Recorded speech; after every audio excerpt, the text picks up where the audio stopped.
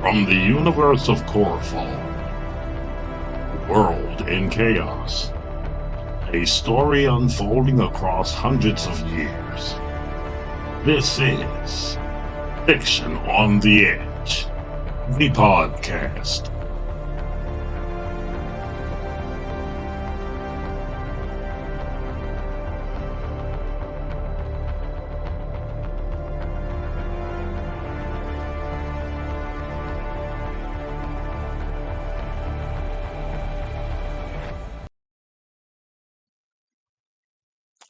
Hello, fiction fanatics, and welcome back to Fiction on the Edge, the podcast. I'm your host, Barrie Carter. Tonight, we're crossing a different boundary. This isn't a story about the future. It's a story about the world we think we understand and the fiction we've been taught to live inside.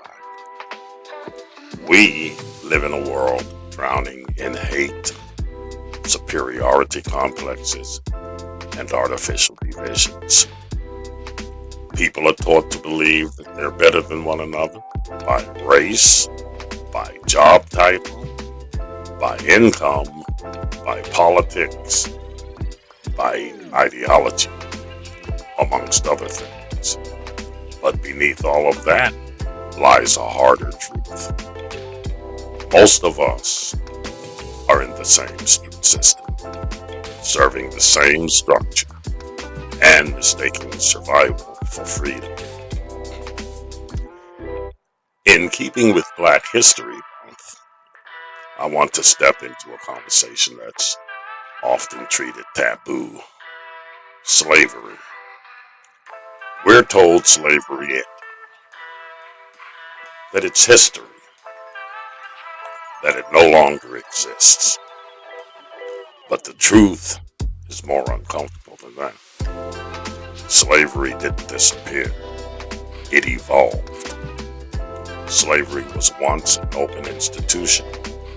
It thrived on free labor, rigid control, and limited choice.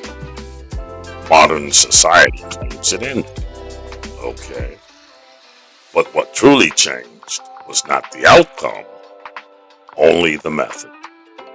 Today, you're not owned by a master, you're owned by necessity. Instead of chains, there's bills: rent, mortgage, medical debt, food costs, insurance, taxes. You're no longer forced to work for free. You're paid just enough to be back at work Monday morning. The system no longer needs to whip us. The fear of losing stability does that. We live under an illusion of choice. Modern day capitalism sells the idea of freedom through choice. So let's look at choice for a moment. We're told we can choose where we work. We can choose what we eat. We can choose how we live. Well, those choices exist only within the boundaries set by the few who control the system.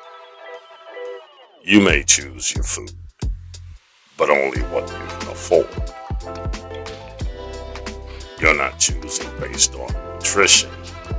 You're choosing based on price. You get to choose only what corporations decide to produce. If healthy food costs more, that's not an accident. If processed food is cheaper, and it's everywhere, that's not convenience. And also, your choices can easily be limited to only what supply chains allow. When shelves empty, choice disappears instantly. You don't eat what you want, you eat what's available. That's not freedom, that's conditional access. Now, you may choose your job, but wages are capped.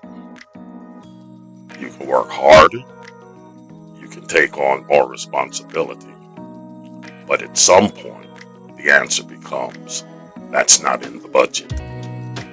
Meanwhile, productivity rises, profits rise, but wages stay the same. And time is controlled. Your schedule is dictated, your breaks are measured, your availability is expected. You're paid for hours, but you live by them. And loyalty, it's rarely rewarded. You stay late, you sacrifice weekends, you give years of your life. And when cuts come, when layoff time rolls around, loyalty is not a shield, it's a memory. So, let's do a quick reality check.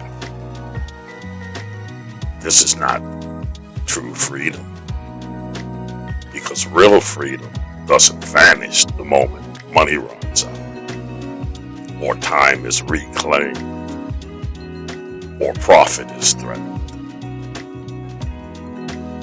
It's managed autonomy. You're allowed to move, but only within the lines. So, let's examine the source of all of this. The 1% and the comfort gap. Let's start there. At the top of the system, a small percentage live insulated lives, not from work, but from consequence. Their labor is replaced by ownership. They don't trade hours. They own the time of others. Their wealth generates more wealth without physical effort. Money works so they don't have to. At the bottom and in the middle, people trade their time. Just like on Wall Street, we trade our time. And that's the one thing we can never get back. We build comfort for others. Homes that we'll never live in. Products that we can't afford. Systems we don't control. While barely maintaining our own stability. And here's the harsh truth. Most people are working to make someone else's life comfortable. Now, we know what the 1% is. The 1% is the multi-billionaires, super rich. And in the grand scheme of things, there's not too many of them. They make up 1% of the total population. But if you look at the pyramid that I put up, the top 1% literally holds between 40 and 50% of the total wealth of the planet.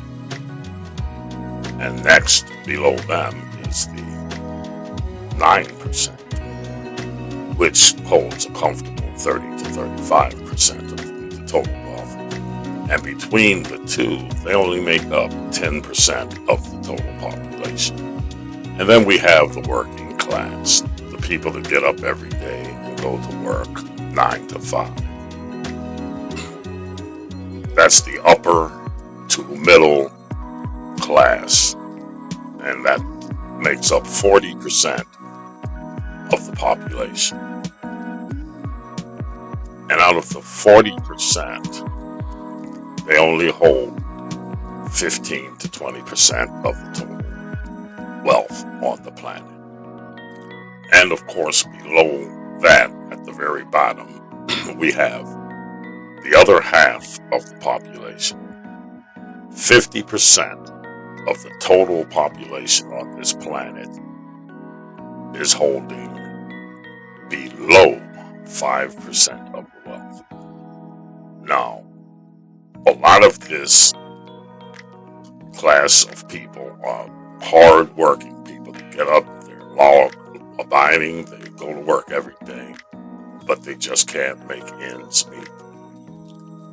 Now, in a world that's so rich and abundant, that makes no sense. But that's how the hierarchy is. So let's look into one of the greatest questions of all time. Why division is the system's greatest weapon? The system does not fear individuals, for one thing. It fears unity. Because unified people ask questions, and questions threaten structure. So division is engineered. People are divided by race, class, politics, religion, job titles, social status, and much more. Our entire society is based on divisiveness.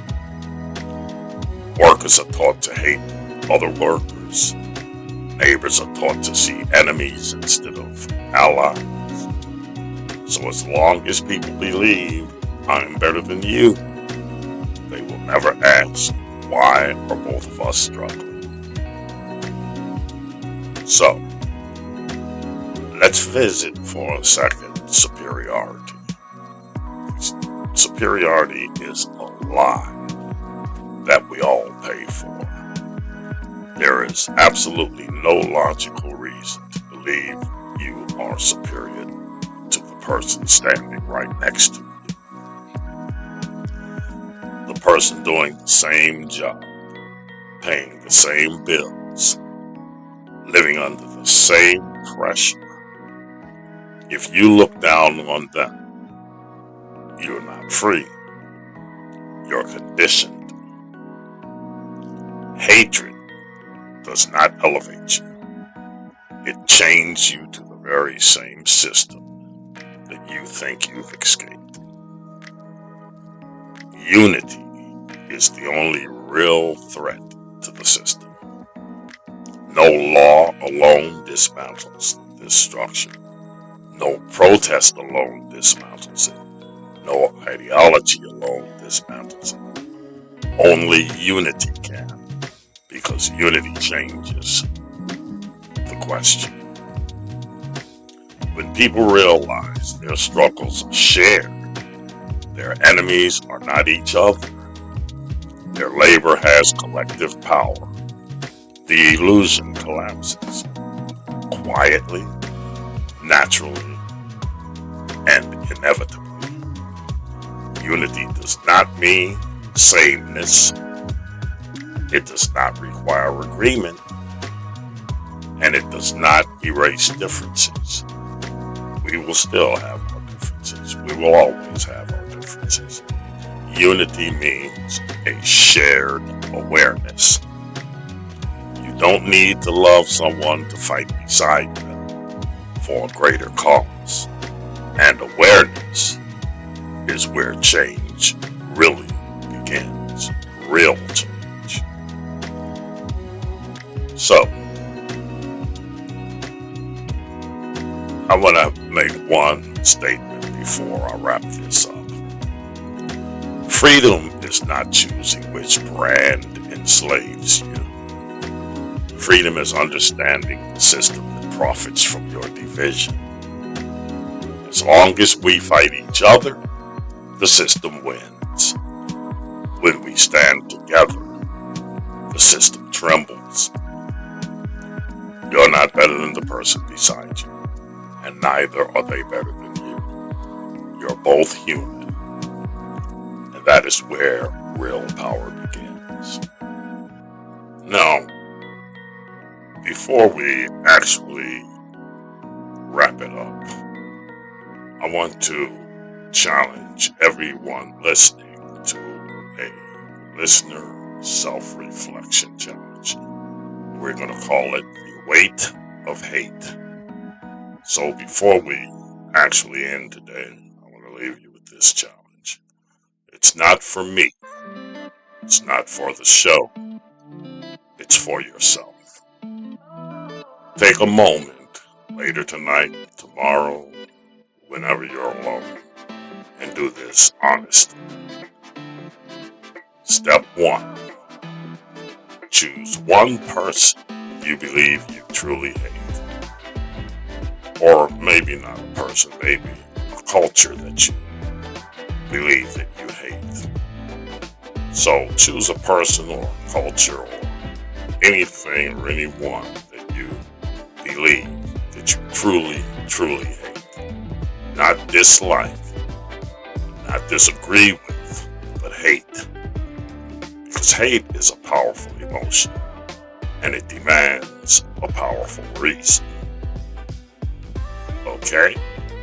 Step 2. Grab yourself a sheet of paper and an ink pen and write 5 verifiable reasons. You have to write on the paper, not in your head. Write down 5 reasons why you hate this person or this culture or this thing. And each reason must be specific. Each reason must be verifiable. Not something you heard on X or some social media platform. Not something you heard from someone else.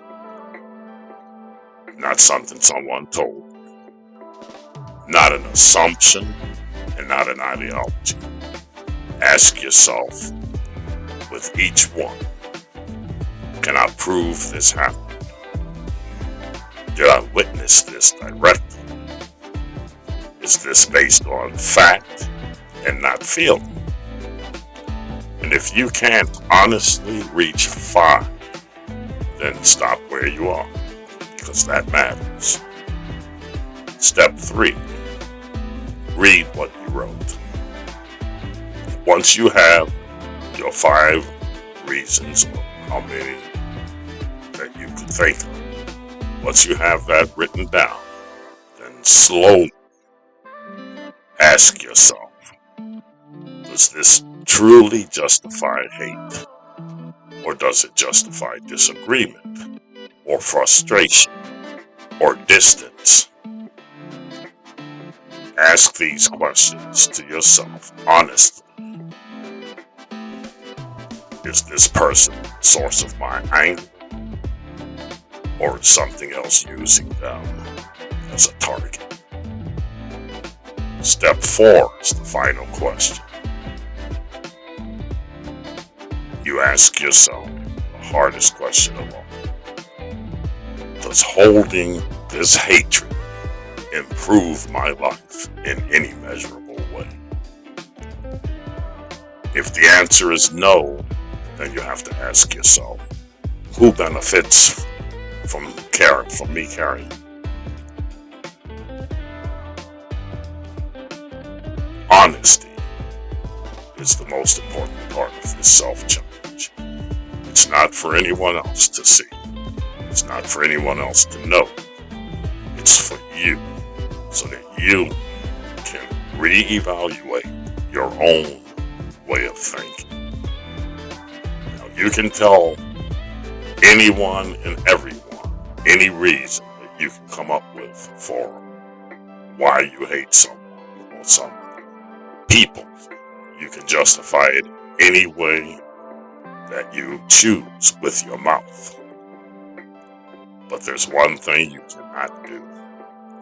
You cannot lie to yourself.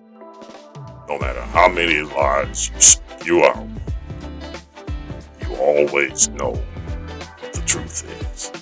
So, accept this challenge. Sit down, write down 5 reasons why you hate.